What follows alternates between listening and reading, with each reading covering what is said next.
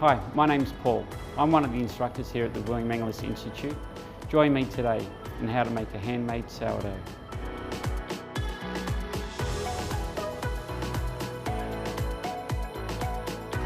Today I'm going to show you how to make a sourdough that is easily done at home by hand, where you don't need to have any specialised mixers or ovens to be able to produce this product.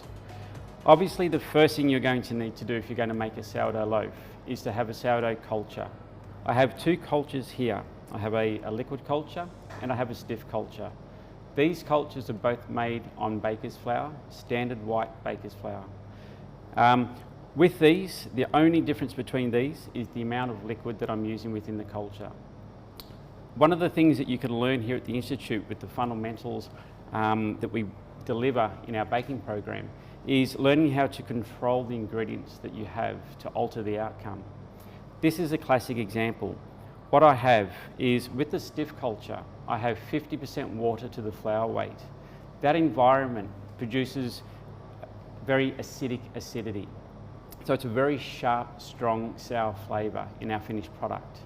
With this one here, this is a liquid culture, so I have equal parts flour and water, and that produces a very mild lactic acidity. So straight away, exactly the same ingredients that I'm using, just a slight variation in the amount of water that's in these. And by doing that, I'm able to alter the flavour profile of my sourdough culture, which then is going to impact on the flavour profile of my finished product. If I want a sourdough loaf that is sharp and aggressive, as soon as I taste it, it's sharp, it might grab you back at the jaw, I'm going to want to use a stiff culture for that. If I want a sourdough loaf that's a little bit milder, when you finish eating the loaf, you get this subtle sour flavour coming through at the end, then I'm going to use a liquid culture. And it's all about knowing and how to control these ingredients to alter that outcome. So what I have here for my pre-ferment, this is the first stage that you need to do on day one. This loaf takes 3 days to make. Although it appears to be a long period of time, the actual time spent on the loaf isn't that long at all. This first stage should only take you about 10 minutes to do. It's very, very simple. I have my sourdough culture, I have my rye flour, and I have my baker's flour, and I have my water. They're the only simple ingredients that I need. This loaf, the final product, only has 3 simple ingredients in it: flour, water, and salt. What we need to remember is it's been naturally leavened by the sourdough culture, and all that's in that sourdough culture is water and flour. To do this, basically we just put all of these ingredients together, mix it by hand, and we'll then allow that to sit overnight in a covered dish. The dish doesn't have to be sealed tight, but just to cover it to prevent anything from falling into it overnight. So all your ingredients mixed in together. This part of the process, the dough does not need to be thoroughly developed. We're simply combining these ingredients together. One of the things that I enjoy about this process is that it's very much hands-on. It's very much a process of baking that it engages all the senses. You get to feel the dough develop as you mix it. You get to smell the sourdough cultures as you're working with them. You get to hear the loaf when it's baked, coming out of the oven. You should get a nice cracking of the crust. And obviously enjoying the taste of the product when it's finished baking. That is my pre-ferment mixed. I'm going to leave it in here. I'll cover this with a bit of Glad wrap and allow that to sit at room temperature for about 12 to 18 hours before I move on to my next step tomorrow. I'm ready to mix my dough now on day 2. My pre-ferment has been resting overnight, and I've got my other ingredients for this dough. They're very, very simple ingredients that I'm using. I've got salt, water, and I have baker's flour. This is all we need to do or use to make nice bread. With these, each of these ingredients have a specific role, and they interact and relate with each other in a very unique way. When we look at these ingredients, they're not very exciting, but what we can produce from these is exciting. With the baker's flour, we choose baker's flour for its high protein content. There's 2 proteins within the flour that form gluten, and it's that gluten structure is what we need, that traps the gas that's given off by the yeast through fermentation that gives our product volume. So we need to have a nice baker's flour that's got a good gluten content within the flour. The flour also contains other important properties that is crucial to this process. Yeast needs food to ferment, and its food source is from the complex carbohydrates or the complex sugars that are found within the flour. Those sugars need to be broken down into simple sugars that yeast can feed off. That happens with an enzymic action, and there's a group of enzymes called the amylatic enzymes that are responsible for breaking down a series of complex sugars into simple form that allows the yeast to ferment. This is all found within the flour, within the yeast cells themselves, with the amylatic enzymes, but none of this is possible without the addition of water. Water is like the catalyst that creates all this magic, chemical and biological reactions to take place. If I put these ingredients together minus the water, nothing's going to happen. The water allows the yeast to hydrate and to become active and to start those enzymes to start doing their job as well, to break down those complex carbohydrates into those simple sugars that the yeast can feed off. The enzymes, they won't change themselves, but they bring on change. The water is also going to hydrate those two proteins that form gluten, the gluten and gliadin, and then going to go through, form that gluten and develop it during our mixing process. Water is also going to adjust the dough consistency. So if I want a tight dough, less water. If I want a dough that's softer, I add more water. The water is also going to enable us to control the finished dough temperature. I can't control the temperature of the flour very well, the salt or my pre-ferment, but I can easily adjust the temperature of my water, and that's going to enable me to go through and alter the finished dough temperature if I require to do so. So the flour is important. We need this. The properties of the flours are crucial.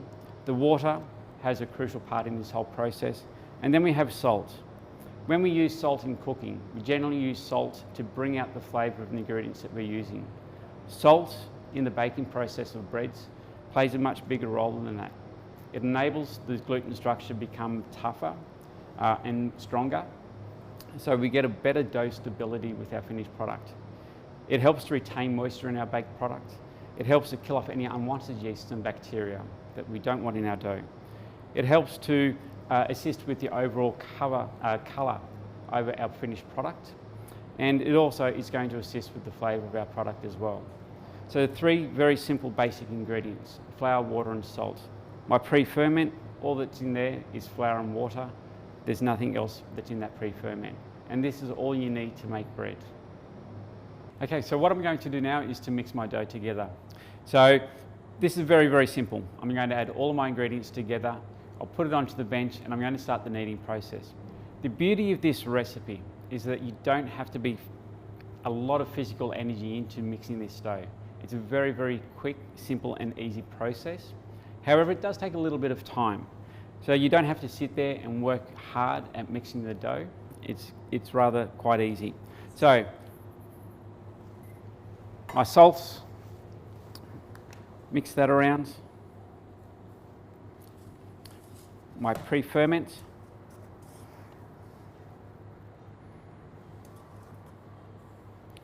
Another way that we can do this is actually put this onto the bench and incorporate the water. I'll see how I go with the dough in this bowl first. It's very much a hands-on process. Once this is starting to come together, I'm going to transfer this mixture to the bench and I'll start my mixing process. So you can see that dough is now sort of starting to form. I'll tip this out onto the bench.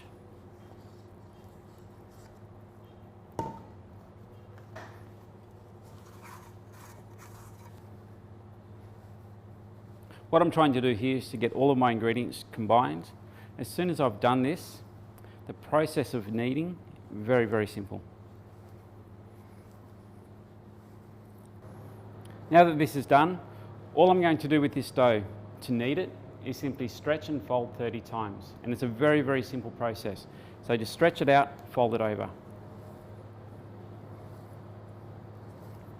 As I'm doing this, I'm turning the dough around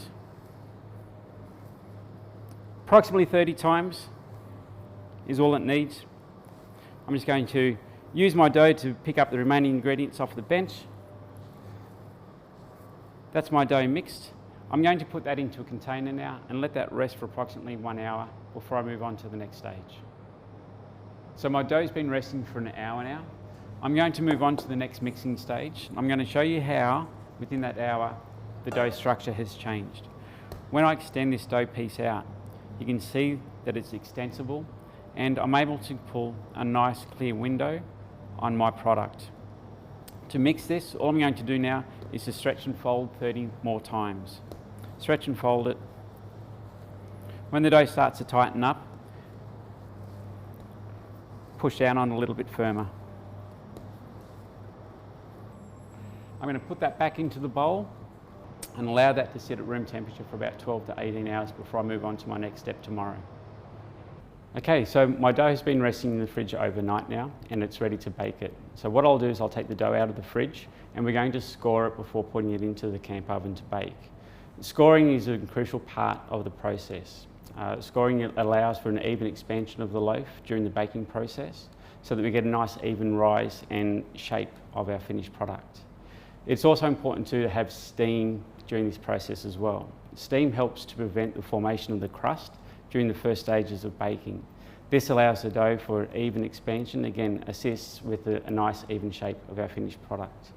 To achieve that final shape of our product, the steam, a lot of ovens at home don't have steams. Here at the Institute, we have commercial ovens that have steam injections.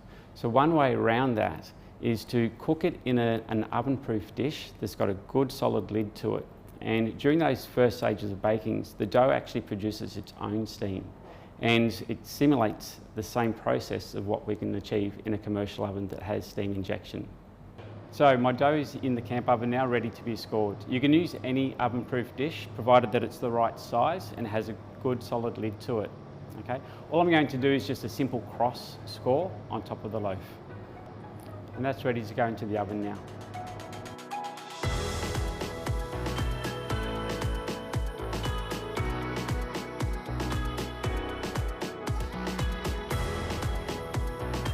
So my bread is finally baked. One thing I want you to remember about when baking your bread, that every oven that you bake in is going to be a little bit different. This loaf today took around about 35 minutes. Depending on your oven, whether it's a hot oven or a cold oven, that time may vary. So every oven is unique in that regard.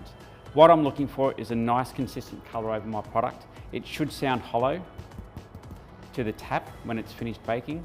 What we should have is a nice crisp crust on the top and a soft, moist, chewy crumb in the centre.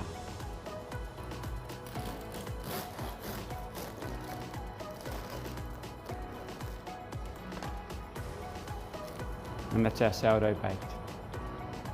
Thank you for joining me, and I'm hoping you enjoyed watching this session on how to make a handmade sourdough.